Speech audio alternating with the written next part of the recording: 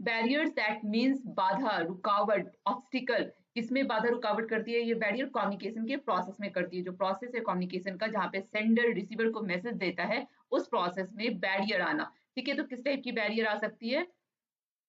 Physical barrier, psychological barrier, language barrier, cultural barrier, organisational barrier, perceptual barrier, technological barrier, और एक और barrier add कीजिए आप, सिमेंट्रिक barrier. इससे भी बहुत सारे क्वेश्चंस आते हैं। ठीक है, semantic barrier. Okay, physical barrier में barrier related to noise, barrier related to distance, geographical distance, poor technology की वजह से जो भी रुकावट आती है प्रोसेस ऑफ कम्युनिकेशन में, वो फिजिकल बैरियर में आ जाता है। आपको नॉइज आ रही है, बात सुन नहीं पा रहे हो, या ज्योग्राफिकल डिस्टेंस है, आप पहाड़ पे हो जहाँ पे नेटवर्क सही से नहीं पकड़ रहा है टेक्नोलॉजी की वजह से, ये सारी फिजिकल बैरियर के अंदर आती है।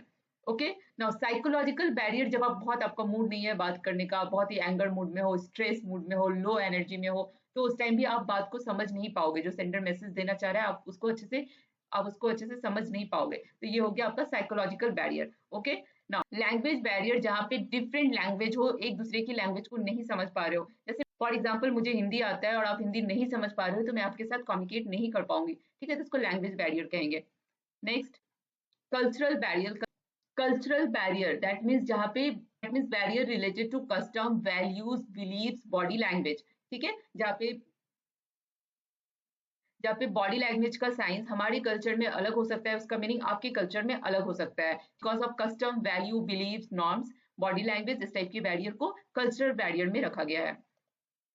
Now organisational barrier.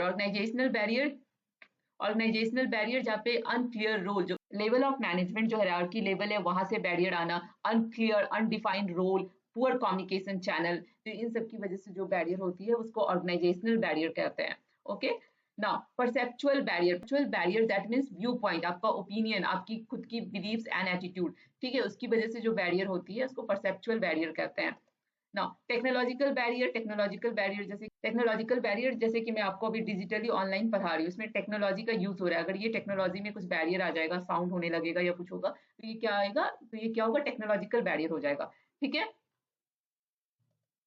ना इंटरपर्सनल बैरियर जहां पे हम लोग इंटरपर्सनल, एक दूसरे के साथ लैक ऑफ ट्रस्ट है, मैं उसकी बात सुनना ही नहीं चाहती हूँ, मैं उस पर बिलीव ही नहीं करना चाहती हूँ, तो वो बंदा कुछ भी बोलेगा तो मेरे समझ में नहीं आएगा, चाहे वो अच्छा या मेरे बेनिफिट के लिए ही क्यों नहीं बोल रहा हो। अगर मैं उसको नहीं पसंद करती हूँ तो मैं उसका बात नहीं सुनूंगी। Lack of trust, poor listening skill, ये सब आपका इंटरपर्सनल बैरियर में आ जाएगा। ठीक है, next, semantic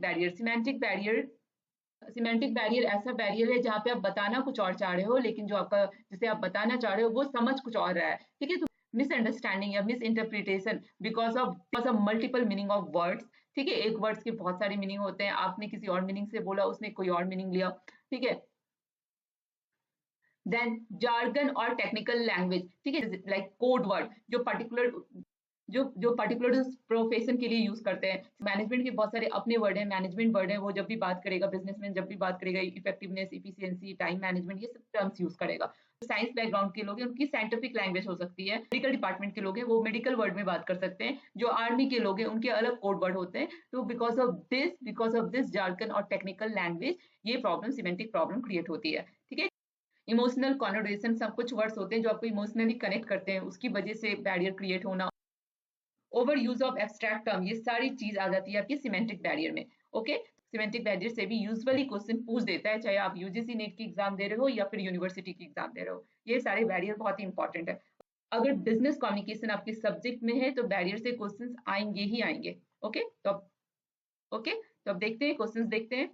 which of following is a semantic barrier to the communication, इसमें से सिमेंटिक बैरियर क्या है? Noise in the environment, noise आपका आ जाता है फिजिकल बैरियर में। ठीक है, poor lighting in the office, ये भी नहीं है, पुअर लाइटिंग भी आपका फिजिकल में आ जाता है। यूजिंग टेक्निकल जार्गन, ठीक है, तो ये आपका सिमेंटिक बैरियर के अंदर आता है। मैंने आपको कोड वर्ड या पर्टिकुलर उस सब्जेक्ट से रिलेटेड जो वर्ड यूज करते हैं वो टेक्निकल जार्गन के अंदर आता है। जो लॉ के स्टूडेंट है या जो लॉ डिपार्टमेंट के हैं, उनके जो वर्ड्स होते हैं कम्युनिकेशन में वो थोड़े अलग हो जाते हैं। जो मेडिकल डिपार्टमेंट के हैं उनके अलग हो जाते हैं, जो साइंटिफिक हैं उनके अलग हो जाते हैं, जो बिजनेसमैन है उनके अलग हो जाते हैं। इसको टेक्निकल जार्गन कहते हैं। Okay, next, what is mean by the semantic barrier? Semantic barrier से आप क्या समझते हो? इसमें से कौन सा करेक्ट होगा? Barrier caused by the geographical distance. Geographical distance किसमें आता है? आपके फिजिकल बैरियर में आता है। Barrier due to noise and distraction, ये भी आपके फिजिकल में आएगा। Barrier rise from the meaning of words and language. ये सिमेंटिक बैरियर क्या होता है? जहाँ पे मीनिंग ऑफ वर्ड, एक वर्ड के मल्टीपल मीनिंग है, ठीक है, लैंग्वेज में डिफरेंस है, तो वो सिमेंटिक बैरियर में आएगा। Okay, correct answer is C. Now next question, which of following is a technological barrier to the communication? इसमें से कौन सा टेक्नोलॉजिकल बैरियर है? Correct answer is C, outdated software. Next, a common interpersonal barrier. Interpersonal barrier जहां पे आप दूसरे पे बिलीव नहीं करते हो, ट्रस्ट नहीं करते हो, उसको पसंद नहीं करते हो, तो उसकी बातें आपको नहीं समझ में आएगी, तो lack of trust. Correct answer is interpersonal barrier में क्या हो जाएगा? Lack of trust. Next, semantic barrier are related to, semantic barrier are related to meaning of words. Correct answer is meaning of words. ठीक है, सारे MCQs आपकी concept को clear करते हैं, आपको सारे बैरियर, किस टाइप के बैरियर में क्या आता है ये बताएंगे, और एग्जाम में भी इस टाइप के ही क्वेश्चंस आएंगे, तो प्लीज इसको ध्यान से समझिए और कीजिए। Which one is not a physical barrier to the communication? Physical barrier इसमें से कौन सा नहीं है? नॉइज फिजिकल है, डिस्टेंस फिजिकल है, क्लोज डोर फिजिकल है, ठीक है, आप डोर को जोर से क्लोज करते हो तो उससे आवाज आती है ना, तो दैट इज ऑल्सो फिजिकल।